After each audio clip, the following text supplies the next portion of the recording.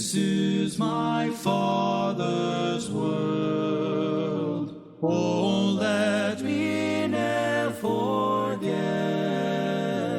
that though the wrong seems oft so strong.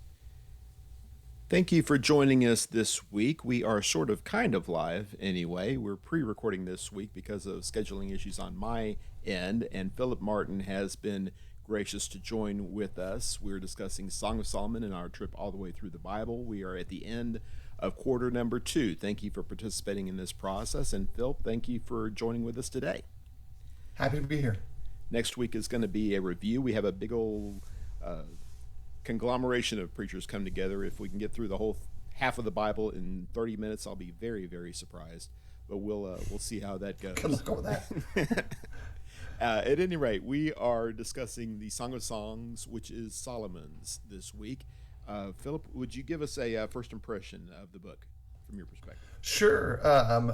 Song of Songs kind of stands out in contrast to the bulk of the wisdom literature of the Old Testament, the historical work of the Hebrew Bible, and even segments of the New Testament, because of how likely it is that we get uncomfortable when we read it. At whatever age you are, our discomfort comes kind of in the same space that we're uncomfortable with the text of Revelation. Both of those are built out of ignorance. Ignorance in Revelation is we lack an understanding of the Old Testament, and so we try to get knowledge of present-day events and squeeze it into Revelation. In the Song of Songs, we do the same thing. We are ignorant of the metaphors and the ideology and the contexts and the setting of romance and love in the time of Solomon's era. And so we insert into Song of Solomon, the Song of Songs, whatever it is we think it couldn't be. It can't be talking about romantic love, so this must be about the church. Or it can't be talking about a sexual union of two humans. It has to be talking about man and God. And so we start reframing some of the more obvious and overt imagery into a more sensitive, more easy to kind of palate swallow thing, because we live in a culture impacted heavily by Protestant values through the culture of America, where we struggle with all of this stuff. Mm-hmm. And so the Song of Songs hits us, slaps us like a wet flounder. We don't know what to do with it. And then what? Because it is, in some ways, and this is the way I approach the overall poetry of the text, it's the best love song of all love songs. It's a series of poems that should invoke within us genuine, heartfelt emotion and understanding of our spouse, our love, and ourselves. Mm-hmm. Do you think that same basic principle applies to the Bible in general, as far as viewing it from a cultural standpoint, using it for our own predetermined purposes, and not necessarily reading it for its own sake, for its own lessons that are inherent in the text? Well, absolutely. I think we can't not bring ourselves to the passage. The problem is bringing ourselves to the passage in a way that is sensitive to the cultural awareness surrounding it, and not having our bias in play. We are biased. Inherently, we bias to our center point. Everyone to the left of us are the liberals. Everyone to the right of us are the conservatives. And so we read everything in that level of confusion, if you will. I would venture to say, and you can agree with me or not agree with me, that there is as much debate and controversy, maybe that's a strong word to use the word controversy, but confusion anyway, about what this book even is, and what the point of the book is, what we're doing here, why this got into the Bible in the first place. And I think it goes back to what you were saying before about it's an uncomfortable subject, for one thing, and it's a confusing book, and it's unlike anything else. It's a different kind of story for sure, and this is the point in our podcast when we talk about the story that is presented to us, and I'm kind of interested in how you approach this from the standpoint of the Song of Songs. So the Song of Songs to me is, as I've kind of hinted at before, a compilation of poetry. You could think of it as love letters between two people. I think it's most likely that they are the same people through the entirety, They pull in the voices of those around them in that interaction. I am leery of the idea of trying to attach it to Solomon himself for a couple of reasons. One, his life never seems to match this. That there's never this level of genuineness in his personal life at any point in the record of the Old Testament Hebrew Bible or the larger narratives of his life that exist in small details elsewhere. New Testament allusions, Old Testament era history. We don't see him living like this. We see him inheriting a harem of significance and building it and becoming like Pharaoh. He marries an Egyptian in some senses and tries to eventually build his own micro Egyptian empire. His palace is bigger than the temple. I mean, you see him doing these incremental steps in his life.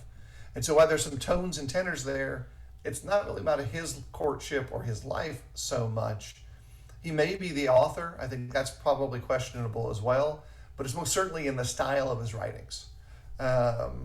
So with that narrative arc in there, what's going on? Well, you still have a lot of those same key structures that a lot of folks are familiar with. It still has the who's the participants, where are they coming from, what's this woman, what's her background, what's this future king, what's his background, what's all that looking like, how do they present themselves, how do they court, how do they resolve conflict. All of that takes place in here, which to me also means it's less likely to have its main layer to be about Christ and the church or Israel and Elohim. Those things seem like a really long stretch for me when a lot of the terminology is very explicit, although it's cloaked in terms that we don't use those euphemisms that way. Like, here's a simple thing. If there's a euphemism in here that seems like it's human shape formed, it's absolutely human shape formed. And so if it talks like something about that could be part of the human body, it's probably about the human body. So that adjusts our narrative. That's people, not principles being discussed there. Mm-hmm. And so that also fits into the wisdom literature. That's why it fits in there. It fits into there because this is a kind of relationship that disciples, believers, followers of Elohim, Jehovah, and now Christ really should excel at. We should be good spouses. We should have good, hearty, healthy relationships, spiritual relationships, emotional relationships, physical relationships inside marriage. And so as much as Job 31, Proverbs 31, good man behavior, good woman behavior exists, Song of Songs is really about the coming together of those two good entities to a great union. Okay. See, I bring Philip onto the program so that he can give the highbrow intellectual approach to I don't know about highbrow, it's lowbrow. Song of Solomon might be retitled, I have friends in low places who use big words. Oh, okay. But have a slightly country Texan feel to the song. I've taken a somewhat different approach in the material than you're describing here, but your approach does address some of the central issues that come up a lot, that push people in the whole 2-character versus 3-character argument that you see constantly about Song of Solomon, that push people toward this 3-character approach. The main male protagonist in this song, and especially the way that he is described by the woman, doesn't look like Solomon. It doesn't look at all like Solomon. He's in the country. He's coming in from the countryside. He's shepherding his sheep on the outside. He's wet with dew and things of that nature. When she's looking around for her beloved, she doesn't just go down the hall to where the king spends the night. When she goes out into the countryside, where is my beloved? They don't say, well, he's the king. You ought to know what he looks like. It doesn't look like she's talking to somebody who is ruling the world. That the terminology just doesn't seem to fit. Yeah, this great love song, some of it sounds more like Solomon reminiscing on what he thought David may have been like. Some of it sounds like the authors there, and we can attribute it to Solomon or not. That's really irrelevant to the content of the text itself. Then they come back at it and they're like, well, now he's king, and so there's the arc of the life connects more with David, The poetry connects more with the style of Solomon, but in the end, it's almost all idealized. It's like, this is in part how it could be, how it could have been, how it should have been.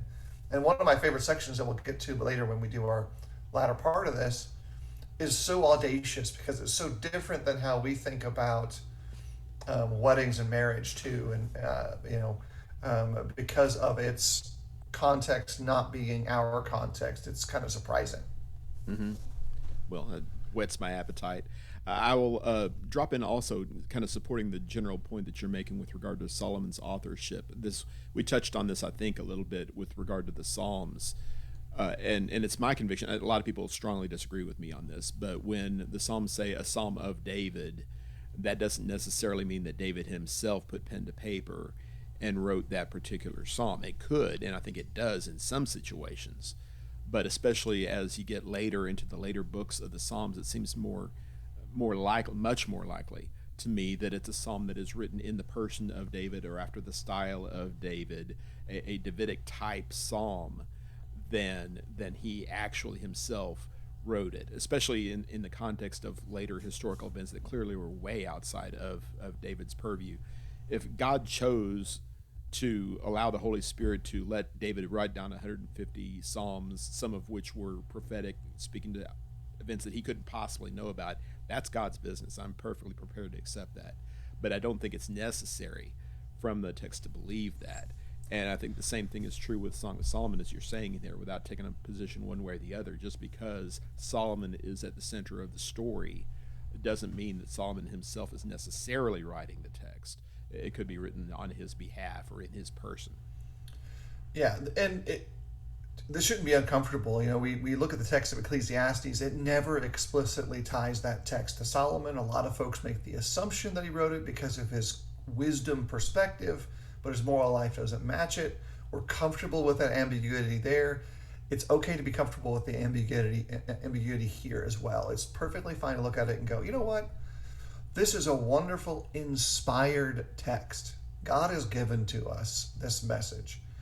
And some parts of it, we don't know exactly what's going on with the person who was the penman. That doesn't change the message. It might shape our theology that surrounds it. It might shape our understanding of the potential participants. But the words themselves are just as inspired as they were in or without an attribution to a particular writer. Sure.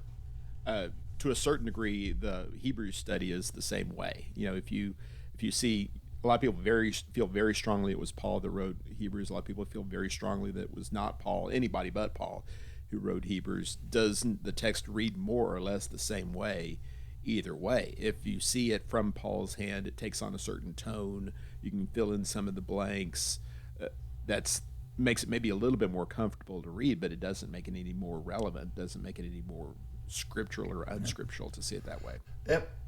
Yeah, antiquity shows people grappling with that. That is attributed to Apollos, it's attributed to Barnabas, it's attributed to Paul, it's attributed to an unnamed female, it's attributed to Priscilla.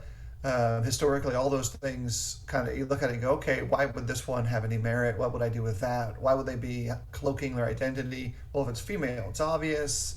If it's Paul, it's possible that he wanted to distance himself from Saul in that sense. If it's Apollos, it makes kind of sense. The rhetoric, the style, the mechanics, catch that. All that stuff has value, and we still look at the text and go, it's inspired. Right. Like, we don't get bound up in that, and I don't think we should with Song of Songs, the greatest of all love songs, the Marvin Gaye of the Hebrew text, or Belle Biv DeVoe, or you pick your particular genre. You can go back farther and you can find these sonnets and ballads in all generations. Absolutely. Well, is there a particular verse that jumps out at you for consideration? Yeah, so for a single verse, I think Song of Songs, chapter 1 and verse 1 is really interesting to me on a couple of levels. And I want to, that's chapter 1, verse 2, and it's very familiar to a lot of people. They look at this text and they say, "Let him kiss me with the kisses of his mouth, for your love is better than wine." And on a practical level, I think most young men and young women, the first time they read that text, especially as they moved into early adulthood, that's an exciting passage. But they don't think about it in a theological sense. They look at it and they go, this is all romance. This is going to be a Fabio covered book. The hair's flowing in the winds. Everything's perfect. But there's an intertextual connection that I think is super interesting. If you go back to Proverbs chapter 5, that's the section of the text of Proverbs that deals with adultery broadly, but it also closes off on a capstone in the holiness of marriage. And it says, in short, that love has the capacity to take the water of your marriage, whether it be the brackish waters on the outside of the swamps or the purest water in the center of the channel, and transform that love from water to wine. I think that's a theological step point that's super interesting for reading back into Song of Songs, because his love now is better than wine. And then it's got one more punch point, because in the text of John, Jesus announces that he is the Messiah at a wedding. And what does he do? Turns water into wine. Right. And so everyone that's there is more likely to be familiar with the Old Testament narratives, the Song of Songs, it's a wedding. The text of Proverbs, they're Hebrews. And Jesus is talking about, he's there present at a wedding. He's a rabbi at this point. He now changes water to wine. Like, it's all like right on the nose that this is the right context. So all three of those passages now tie together with a simple understanding that love in context can transform water to wine. And in the Song of All Songs, the greatest of love songs, Marvin Gaye of the Old Testament says, your love is now better than wine. And so on a intertextual level, that's a super cool thing to catch. That's very interesting. I will admit I'd not thought of it that way. There's a lot of, and going back to Proverbs again, 23, isn't it, where the adulteress is mentioned very briefly, and then there's this extended discourse about the drunk and the carelessness of his life when he is overwhelmed by forces beyond himself. And I think there's a direct connection there, that being drunk with wine is a lot like being drunk with a woman, and that can be a good thing. Drunkenness is described in Ephesians chapter 5. Being drunk with the Holy Spirit is better than being drunk with wine. Being carried away with your circumstances, being carried away with the point of life where you are, typically is a bad thing in the Bible. But if you're being carried away with a good thing, in this case marriage and proper godly love, that could be a wonderful thing. You want to be as carried away as you possibly can with holy things, with proper things. Yeah. And it's interesting, it's not exclusive, but the majority of the passages in Proverbs that deal with adultery are situated right next to passages that deal with inebriation, drunkenness, overuse of God's blessings. And so it's just an interesting kind of correlation there. Again, not exclusive. This is not the only way that they're presented in the text of Proverbs, but a big chunk of them situate themselves that way. And then we go back to our primary text here in the Song of Solomon. Their relationship ebbs and flows through all of those cycles and phases.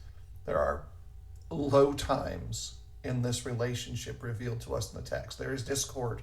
There are foxes that come into their garden and destroy their love. Those foxes aren't literal foxes. They are all the harbingers of separation, anxiety, rebellion, sexual rebellion, physical rebellion that make it improbable for the relationship to mature as it should. Now, that would seem to speak to the verse that I have drawn a lot of attention to over the years. Well, there are several verses where, for instance, it comes up first in chapter 2, verse 7, where the groom says here, he asks the chorus there, do not disturb or awaken my love until she pleases, depending on the version that you have. Some talk about waking up love before it's time.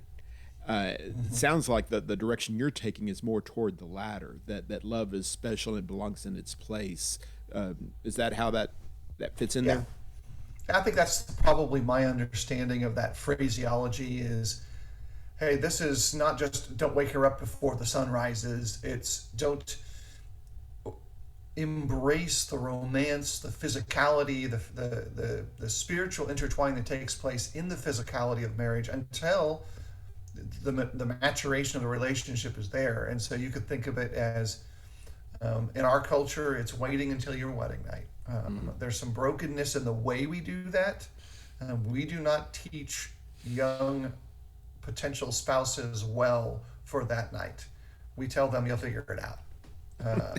And so we give them a giant pothole on day one that they got to crawl out of, and it might take them a year before they figure each other out. And so there's probably better we can do in that area. But on a what does the text show us standpoint, yeah, I think that's really kind of where it says, like, wait for this, but wait so that it blossoms in the appropriate whole way with the right relationship, the right kind of relationship with the right people. Right. And maybe the simplest understanding, practical takeaway from the book is like you were saying before. Love has its place. Wait until that place. And that, if that's all the application you take from from the book, then that's great. But I think you're exactly right that it's not just about waiting until the right time or the right circumstance. It's about building the right circumstance, about Right. putting yourself in a position where love has an opportunity to blossom and flourish and create the kind of relationship that we want, that God wants for us. There's a world of difference between couples that manage to not have sex before their wedding day and couples who are truly in love and who are prepared to build a life together and grow together over time. Sometimes the first one can become the second one, but it doesn't necessarily work that way. There are plenty Right. of couples who did it the right way who did not build happy marriages. Yeah, I think that's part of what you're seeing, the blossoming of their relationship before their wedding. Wedding takes place chapter 3. They're getting excited for it. They're enthralled with one another. They speak in terms that culturally are difficult to express outside of your peer group about the person you're interested in. Like some of the things that the bride here will say are things that she would not say to her father in our culture prior to the marriage. But everyone would know that's how she feels. Right. And that's probably there's probably some problems with that. I don't necessarily have all the solutions. I just know that repressing that probably isn't a wise decision. Because in the end, that means we haven't dealt with it. All we've done is repress it. Just like we repress sexual desire and say, you get to explode on your wedding night. Okay, that's not healthy either. So you see some of this kind of build itself in the text. That's right. For those who know my personal story, by the way, I'll digress here for a second. If you're wondering how comfortable it is for me to have this conversation in a podcast that's dropping on the day that my oldest daughter gets married, the answer is not necessarily all that comfortable. But we're getting by. That's why I'm here. Yes. I'll take all the heavy loads. There you go. Thank you so much for that. All right, give me one word from the text. I'm going to say fruit, but it's not from the text. Okay. Because it's all kinds of fruit. The reason I say that, and I mentioned this earlier, every single literary application of fruit in the text of Song and Solomon's is 100% innuendo and euphemistic. And now we look at it and we go, what do you mean? Like, it absolutely means that. It's either a play on human anatomy, a play on the relationship of human anatomy. And the reason that word is super important is because that will then frame our understanding of the text. If we kind of strip all that off of the text and not have it have that level of sexual interaction, then in the end, we've totally destroyed the theology of the message. We've destroyed the biblical context of the message. It doesn't make it uncomfortable. In fact, it heightens our tension. But we are already culturally aware that certain metaphors exist, certain euphemisms exist in our culture to describe the human anatomy in a more palatable, publicly comfortable way, rather than just saying medical components for the body. That's what's going on here. And it does make it awkward. Like, I just taught this class in an adult level Bible study with a group of participants that ranged in age from 17 to 75, 78, married and singles in that same group. And so you want awkward town, that's awkward town. Mm-hmm. But in the end, you have to deal with it because it's part of God's inspired message to us. And so I'm going to cheat and say fruit because it's such a synthesis through the text. Well, I don't know if I am actually the world's biggest prude about things of this nature, but I am a finalist for the award. There are certain parts of the body I don't like talking about. I don't like using clinical or familiar words for those parts of the body. I separate myself. How do you read through Song of Solomon and not find yourself twitching on the floor? Well, you're assuming that I don't find myself twitching on the floor, but but going to your point though, this is Solomon's way. I think is what you're saying. This is his way of not only talking about these things, but talking about them in a positive way, in a poetic way, to perhaps make things a little bit more easy for us to grasp and control. And I've said this in other contexts, how men don't like the word love. It's that's emotional, it's gushy, that kind of thing. But you give a guy a guitar and a microphone and put him up on stage, and he'll talk about love all day long. It's the easiest thing in the world, and people eat it up. When we put it in a poetic form, when we put it in a bit of a distance there, and the same thing goes for poetry, poetic language, that sort of thing. It makes it easier for us to attach ourselves to these uncomfortable things and help us deal with things that we need to deal with. These are important truths that need to be comprehended, need to be discussed, that need to be discussed with our children, with our spouses, with our would-be spouses. It's not a comfortable thing necessarily to do, but it could become more comfortable if we will kind of follow along this route here and allow Solomon or whoever to be talking to us in that kind of language. Yeah, and I think we, all people, and you're speaking on the male gender, all people adjust the world to their comfort level. Mm-hmm. Some people are bold and brash and brazen and improper in their interaction with one another, and guttural. And so they shift medical terms into guttural terms. Some people are poetic and they see roses rather than medical terminology, and so they rewrite it that way. But in the end, when we read through it, we listen to the guttural and then we reject it. We listen to the poetry, we accept it. In the end, we're talking about the same things. You go through every era is like, Hal and I probably are modestly familiar with the big band hair ballads.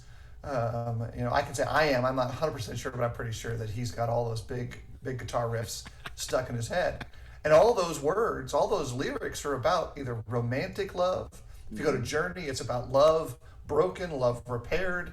You go and kind of broaden it out, and you get to Guns N' Roses, and you got weirdness, but it's still, stuff that are love songs. Almost all songs have some tenor of love or broken love songs.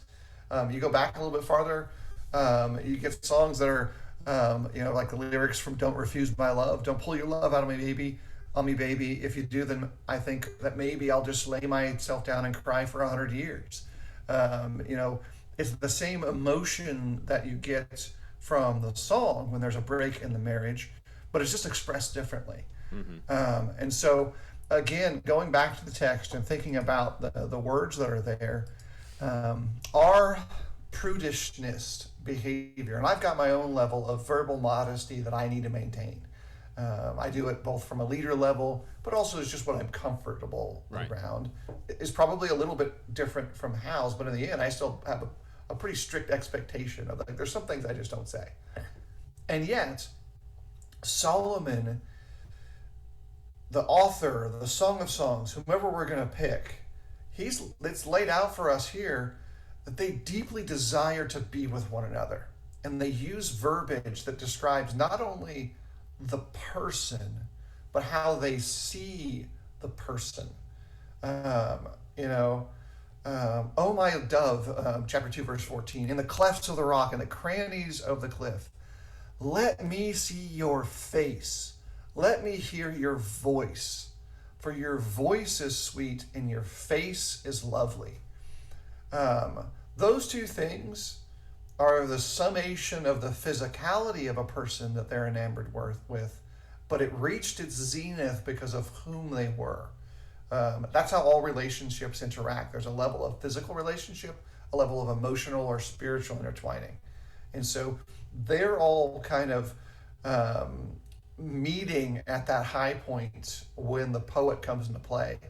And no matter how uncomfortable you are with it on the public level, you need to be comfortable with it on the personal level. Sure. Like that's where this text should push us. Like you should absolutely be able to look to your spouse or your intended spouse and understand their beauty and tell them that they're beautiful. Because what happens when we don't? If we don't acknowledge the beauty of our spouse, they then either think they don't think we're beautiful, or we run the risk of convincing them that somebody else would do it better. And these are all like things that are inherent to the text that don't justify immoral behavior, but they certainly could condemn ours. And in the end, I'll just say this for Hal's sake, so he doesn't have to say it. Every single time fruit is mentioned, every single time there is a poetic reference that you don't understand, it is most likely something to refer to the human body, and it is some level of what we would consider sexualized, but it's contextually appropriate because it's building towards the marriage, and then we have a window into the marriage through poetry. And so that's going on here too. And so Hal doesn't have to say any of that. He won't have to worry about it. I have said it all for him. There we go. And I would love to have Philip go through all the specifics here and take you through one more metaphor after another, but time is not going to permit that. Yeah, I bet you would. I bet you'd love for me to do that. But your point is very well taken with regard to the emotion and the expression of the emotion.